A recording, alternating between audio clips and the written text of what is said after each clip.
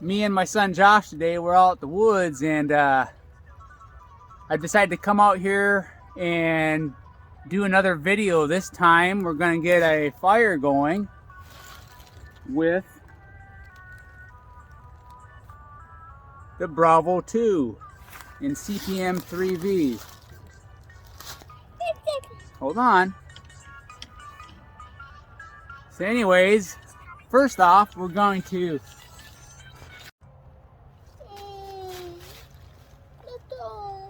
Mr. Genevieve's here with my son. Yeah, he's crying because he wants to use my phone even though he has his own, and I told him no, so he's kind of sad right now. So anyways, we're out at the woods today near my camp, and I've decided to do another video fire making with the Bravo 2 in CPM 3V, made by Bark River Knives.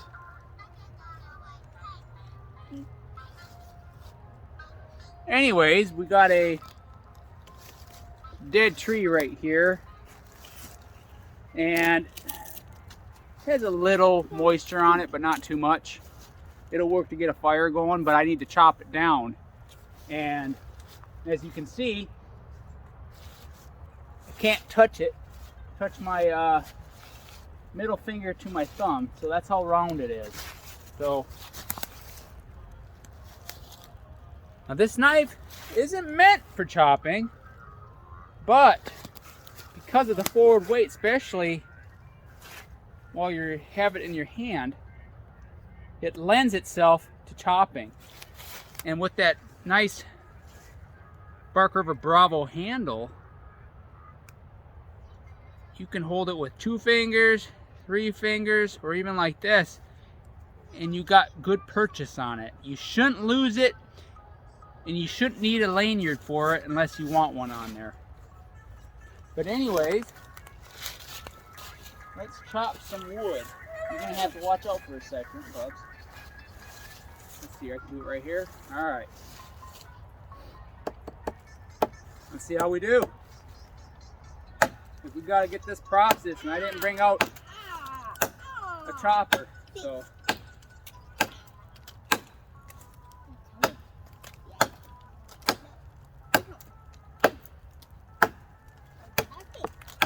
Now this is the same wood that I had been chopping the Bravo machete with, which is just too thin of an edge to be chopping into hardwood like this.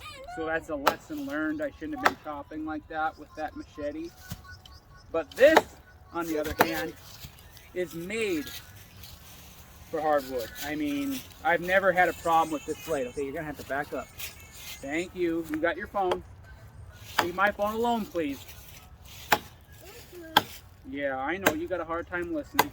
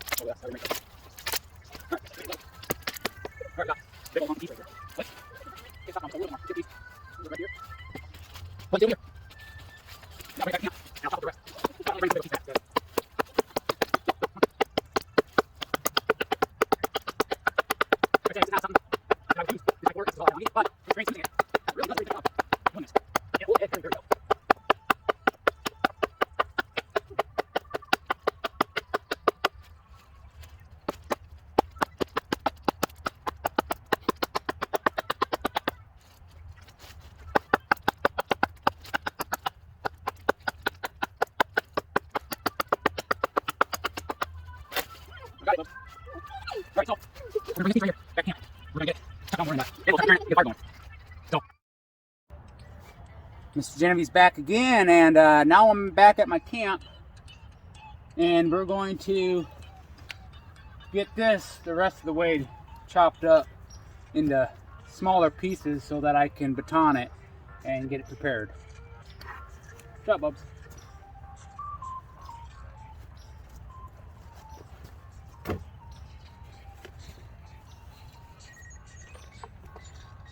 Here. you want your water, it's right there. And it should be a lot easier to chop on this.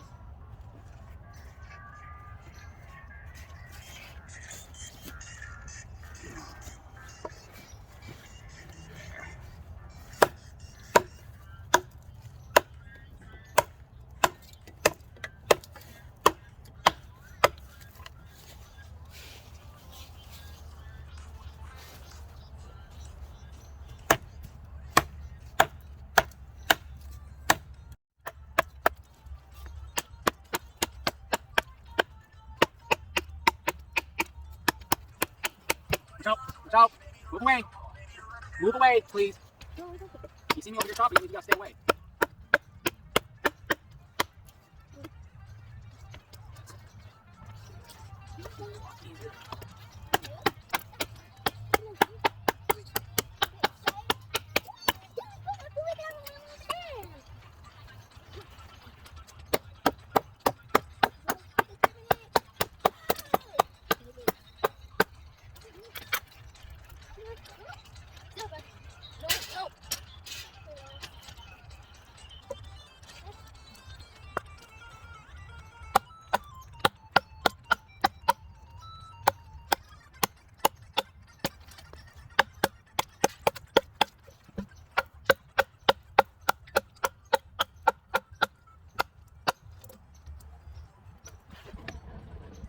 See if I can put that up better.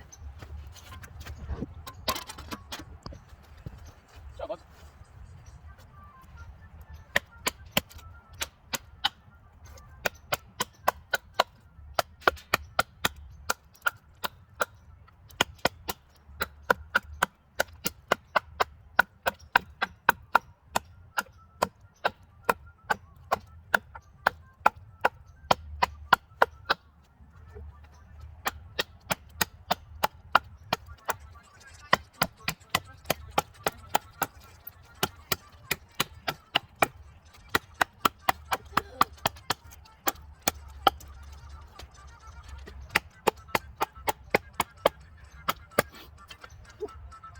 Chop in there. No, right there.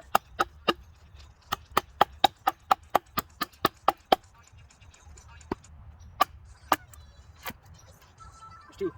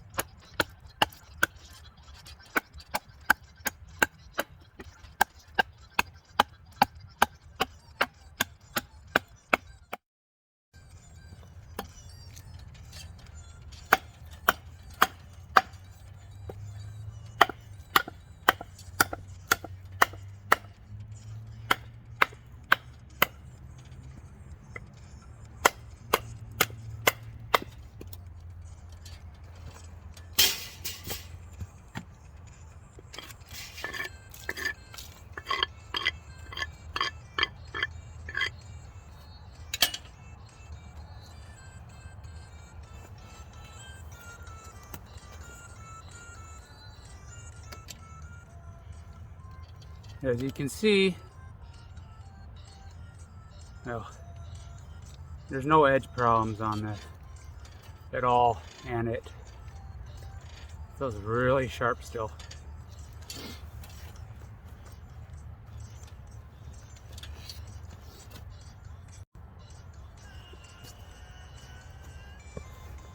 Now I gotta baton some wood.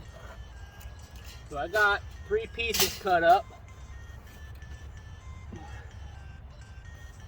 I used to have a real, well, it wasn't the nicest baton stick, but whoever trashed my camp a few days ago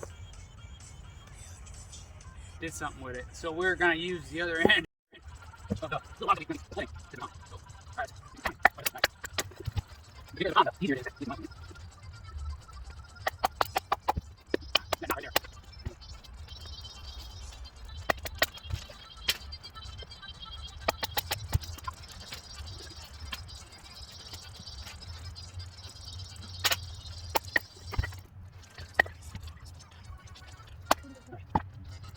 You gotta do it. Do this.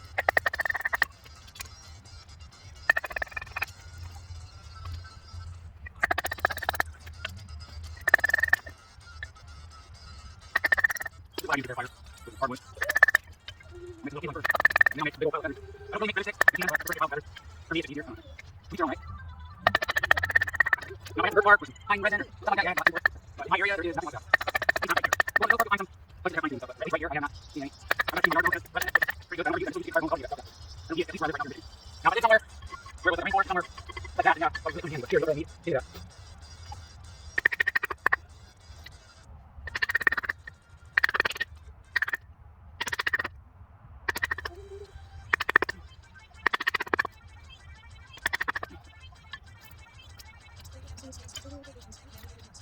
So you think it'll be a little smaller.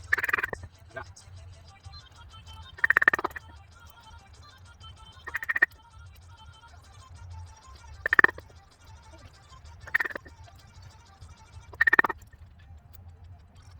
I will say when I use the rubble too, I actually really like using it. Something else. Now, I used to have rubble fiber in 3D, and I will say that night they had a little better chopping test. But overall using them, I feel like this is more my liking. So I do mix the rubble fiber too, like what it is as well. So I like having like what they sell, it's fine. So if I need to buy something or just whatever, or whatever I'm doing with it, I don't have to worry about bending or breaking off. That's really why I like the rubble too. Look at that, comment nice feel, so I'll never use it for that. But it looks cool. Well, as opposed to like getting work done 40 years from now. Not complex or good, but some people prefer small weight, some people prefer large weight, lines, different edges, digital file, different steel. But I love 3D. I have to say, pretty much favorite steel. I like 2 as well, but 3D always been I would take my time when I get fire repaired. You don't want to rush it. I remember when I first started doing this stuff, I would rush it, not do everything I'm supposed to do, anything you guys, getting bored, get rid of it. Oh, I just start fires doing boat reels. That was tough to learn too. I haven't done boat reel in a few years now, but I forgot how to use one. It takes a lot of work. I'd like to learn how to do fire falling these days though. Just master that as well. But me personally, I like to do fire stealing. It's really fire falling. That's pretty light with me. I never had YouTube.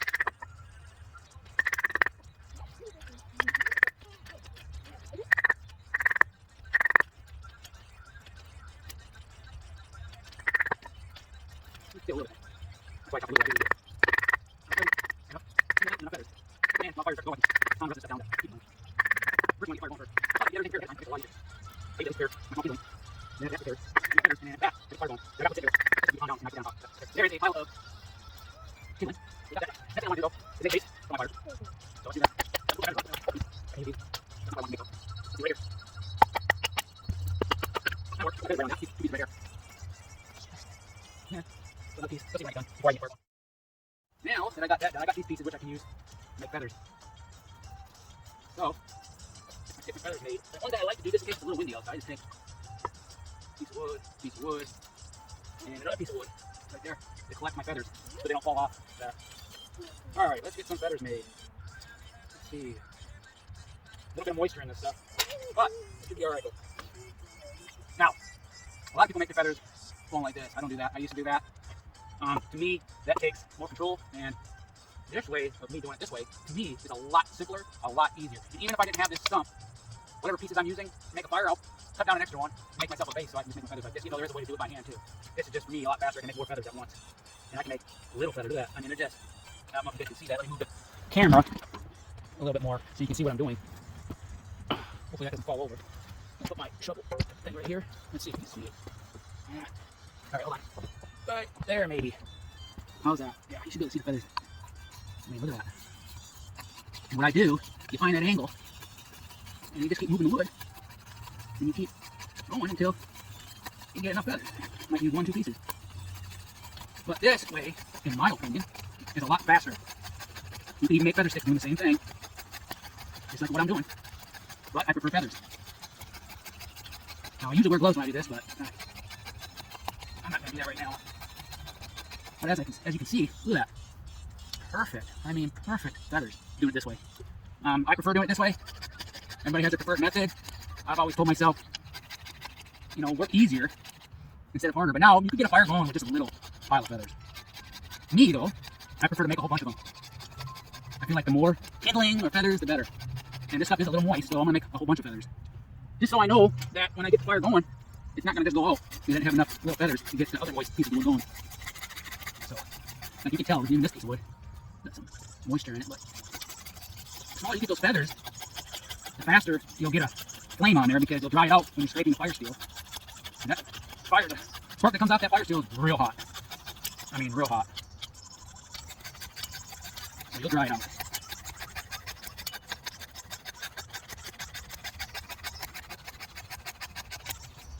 See, I make sure I have enough pieces saved back where I can just keep going, making feathers. But this is my go-to method for making feathers. To me, it feels like it doesn't take as much, what's the word for it? Precise practice to try to get, you know, when you're doing normal feathers this way. I mean, yeah, I can do it, but it's been so long that when you find an angle, I can still get them. But it's just, to me, it feels like it's just slow. Like, now if I'm trying to get a fire going slowly, I guess I could do it that way. But with a lot of practice, you can become really good at doing it that way too. So, and I used to do it that way all the time until I discovered how to do it this way. And then after that, I was like, well, this way is just, to me, a lot easier. Why should I make it hard? Or I gotta try to find the edge. This is easier for me to find the edge, and I can hold the edge usually pretty good. And then I just keep twisting the wood, and then I get the feathers I need. Some of the feathers get a little bit bigger, some get a little bit smaller, but it just depends on how you're holding the piece of wood. Oh, I got a big pile of feathers. But like I said, the more the better. Not that anybody wants to watch me make feathers, but I'm just showing you how I do it. Plus, I wanted to get a video uploaded of me using the that's a knot in there. Using the Bravo 2 to get fire going. I think I already got a video of getting the fire going with the Bravo 2, but why not do another video of doing it and just show you how I do it. Especially if you're a beginner out there, I would suggest this method if you can do it, because it's just, to me, it's a lot easier. I mean, yeah, I can spend my time the other way and just do feather sticks or whatever, even feathers just like this, but it seems like it always took me a little longer. Well, should I say a lot longer to do? But what you need to do is find the technique that works for you, find the knife that works for you, and just do it that way. There's no right or wrong way of doing it. I know some people might say there's a right or wrong way of doing this, but now there is the right tool for the job, though. And I've been seeing a lot on the Dark River group with the machete. Don't be chopping hardwood like this, seasoned hardwood. It's a tough machete, but you will make a mistake, just like I have, and you could put a nice sized chip in the blade because it's not meant for this. This right here is, I believe, 0.23 on the spine. I think they've been a quarter inch before too. But this one in the description was 0.23, and it has a higher up saber grind, and the edge is just thicker, and it can take a lot of abuse. I mean, it's one reason why I like 3D and I like this blade. It's just the style of it. It's just, you have it in your hand, and it feels like you ain't gonna break it. I mean, when I first tested this knife out, doing tip tests and everything, I mean, it's a beast. And it's easy to sharpen too. I usually just use a ceramic rod. Sometimes I use my leather strop with Dark River compound because I ain't good at sharpening. And it should be enough to get the fire going. Yeah, I got a big old pile here though. And that's just, I mean, it took me a little bit to do it, but it didn't take me a long fucking time. I think it would have took a lot longer to do it the other way of making feathers. But I mean, that's a lot of feathers right there. Anyways, we're gonna move over to here now. I don't know if you can see the fire pit. Oh yeah, you can, but I'm gonna put these right here. But I need to situate this camera. Alright, hold on, right there.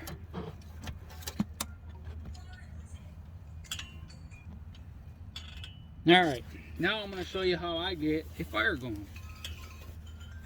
First off, I'm going to baton another piece of wood. I'm going to show you what I'm doing as soon as I get it batoned. And I do it this way because it just seems a lot easier.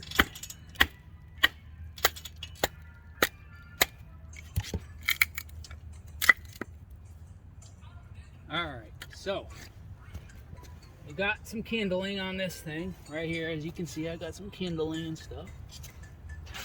And I just batoned another piece of wood so it's flat on one side. And what I'm going to do with that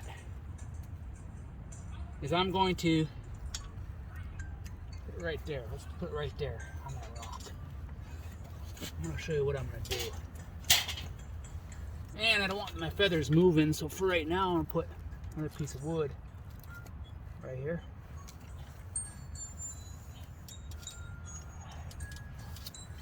Now, I'm not going to use my knife because it doesn't have a 90-degree spine. And not just that, even if it did, I don't ever use my knives for that no more. I used to use that. I used to think I had to have a knife to get a fire going, but I prefer to use my homemade fire steel that I made. And I know it ain't the best looking, but for me it works just fine.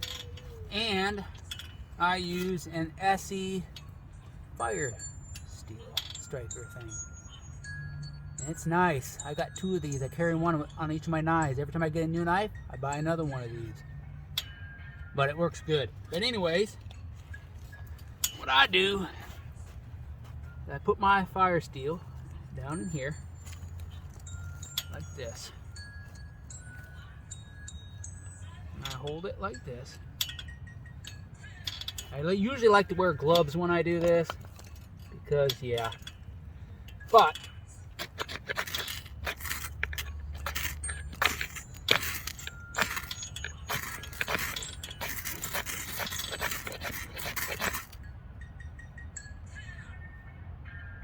oh, I see a flame, but oh, there it is.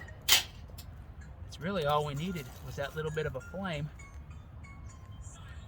All right, now what I do is I get some pieces on here. Now this fire bundle is gonna burn fast because of how small those feathers are, but what I do is I get these on here, and if it starts to go out a little bit, I'll blow on it.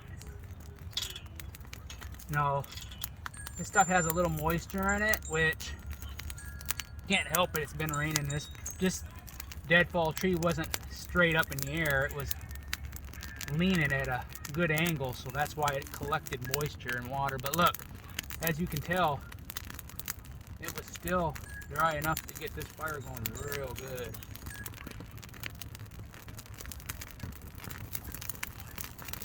Oh yeah, you can hear it crackling, so there's no, it ain't gonna go out.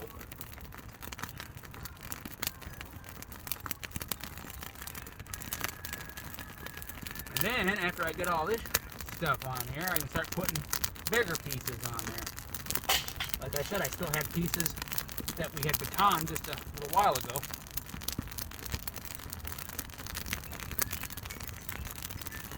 Which will burn pretty darn good.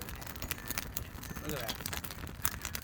Don't take an expert to get fire going, as you can see. But that is the video for the day, getting a fire going with the Bravo 2. Or should I say, getting the fire prepared with the Bravo 2, because I don't ever use backs of my spine of my knife to get a fire going. There's no need to, unless you don't have something to scrape. But anyways, that was done with the reliable and trusty Bravo 2. Now you can get this in 3V. I believe they have them in A2 that they just released. I don't know, was it a couple weeks ago? I just know that they had come out, which is another good steel too.